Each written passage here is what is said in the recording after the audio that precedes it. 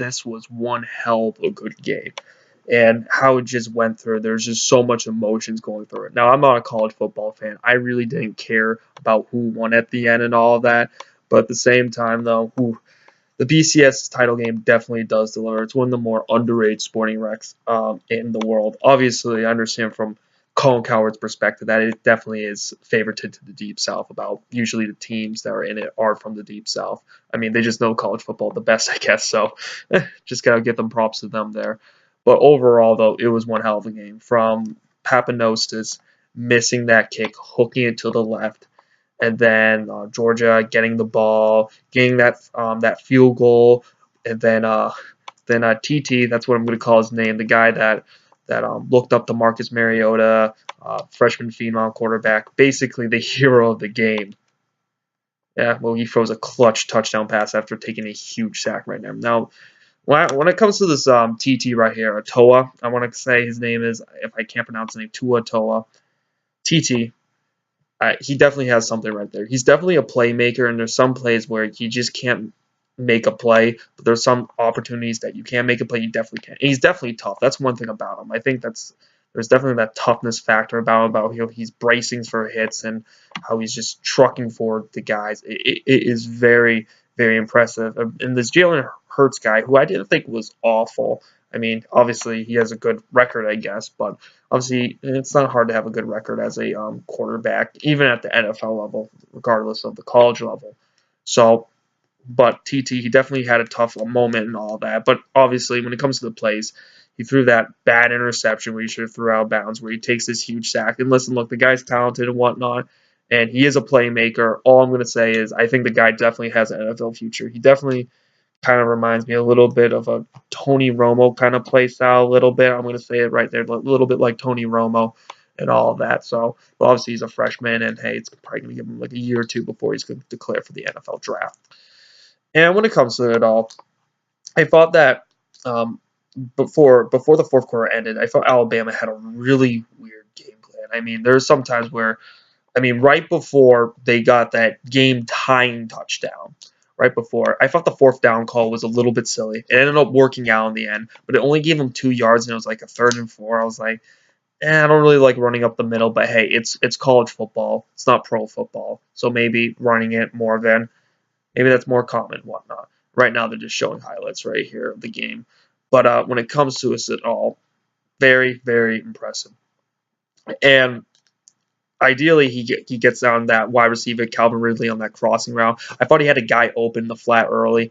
There's a guy open. I mean, he has to work on his pocket now. TT needs to work on his pocket passing, but obviously, it's like, he got the job done. I mean, he at least made it through to the correct guy, or at least he went through his progressions. It went through it. It was definitely quality right there. And then the second time, they did a lot of running, which I understand. You kind of milk the clock, and then you try to get the 3. Well, ideally, the issue was, well, Nick Saban got really pissed off at TT, and he really got into his head because, like, I think one time he wasn't looking at the clock multiple times, and I think one time he's like, hey, you got to call a play here, where he wanted to do this play where he was take a shot at the end. So, which I was like, why aren't they doing that? And then apparently TT just kind of was kind of lost there for a second. I think the reason why he was lost there was because on the head, I mean, he's been ducking his head underneath. TT probably has a concussion. I'm not going to lie with you. He probably has a concussion, and he played for that game. That is the most impression part. He most certainly had a concussion. And listen, look, you could talk about offensive lineman, defensive lineman. Yeah, some of them probably went through a concussion this game. But with quarterbacks, though, just with the amount of information that they have to process and the amount of strategy and how much things and all the strategical responsibilities that they have on the field, it's an impressive win right there. It is an extremely impressive win by TT. He definitely seems like a good guy. Listen to his interview. Definitely doesn't seem like too cocky or something like that. I mean, cockiness isn't necessarily bad for a quarterback, but he definitely seems like a quarterback-esque kind of person, not like Johnny Manziel, as you can so say. So that looked very impressive. And then Jake Fromm, obviously young guy too.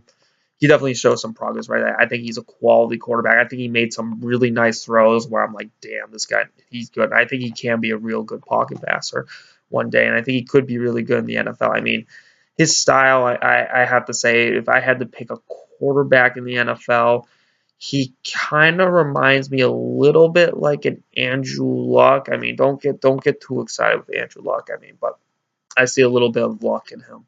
I do, and it was a good throw right there. Nice clutch throw.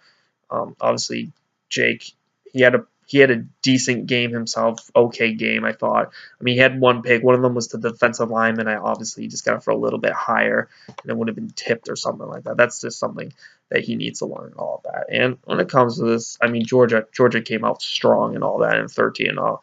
But just like Atlanta, just like in the Super Bowl last year, I was just thinking to myself, well, this is Atlanta. They're in Atlanta. Maybe you're sensing a little bit of a comeback by Alabama, and that's what ended up happening. And Georgia pretty much dominated them for three quarters. I mean, obviously Alabama got a touchdown here and there, but once they got like a touchdown in, I think Georgia scored on this great throw by Jake Fromm. And I think it was definitely impressive right there. And I think the issue with the Georgia secondary is the Georgia secondary. I just thought just choked in the end. I'm gonna say they choked at the end. There are some times where they could have had a pick that would have obviously you will get the ball back, but it was right before like a scoring play was in the end zone by I want to say Sanders, number 24, but then he jumped up and he just didn't have control of the ball. That really hurts right there. And then you just had some mess ups where you had like the bad face mask. You had a bad face mask in the game. You had some PIs on the game that they gave up, and also on the final touchdown, I thought the cornerback that ran past that cornerback that was covering against number 6. I want to say his last name is Bryant. Well, apparently the cornerback, he felt like he looked like he was kind of jogging out there to keep up with them. And then the safety, he completely bought TT's safety. He kind of gave this look, and what the quarterbacks do is they look to one side so the safety can track over there, but it ends up throwing to the other. I mean, that's extremely impressive, especially for a backup who comes in here after Jalen Hurts is the guy that's been like starting like all year basically. So yeah, it's one hell of a win by Alabama. I'll give them that. And then Georgia and whatnot. It's Georgia obviously had a good fighting side. I mean, there's a guy from that used to work under Nick Saban in Alabama and whatnot. It's extremely impressive. I'm not gonna lie. And Georgia has a good team. I think they have a good running game here and there. And I think their O line's definitely solid and all of that. And then if you go back to Alabama, I'm not big on Calvin Ridley. I'm just not yet. I feel like you should give him like a year or so. I don't know. He has talent. I'll give him that. But I thought Amari Cooper and Julio Jones were far better players coming out of college. And then Damian Harris. He's a tough guy. He fights for yards. This ain't Trent Richardson, where Trent Richardson is running through holes and you just break it. No, Damian Harrison. He finds the hole. He gets it obviously because Alabama's whole line, but then he can truck through. He can fight through yardage and whatnot, and like he can. I'm not sure about the improvising skills a little bit. Alabama's a power running team. I think they're a power. I want to say they're a power running team, but obviously when you get to the NFL, there's a little bit. It's more zone run than power running, and also like you got to know how to improvise as a running back once you get to the NFL level, and that's why you can draft running backs anywhere in the draft. But obviously, Damian Harris, he doesn't look like a Trent Richardson. I think this guy could be a real NFL running back one day. But overall, great game. Props to Georgia out there. Props to Alabama. You know what I mean? I'm not a college football fan, but nice job for entertaining me.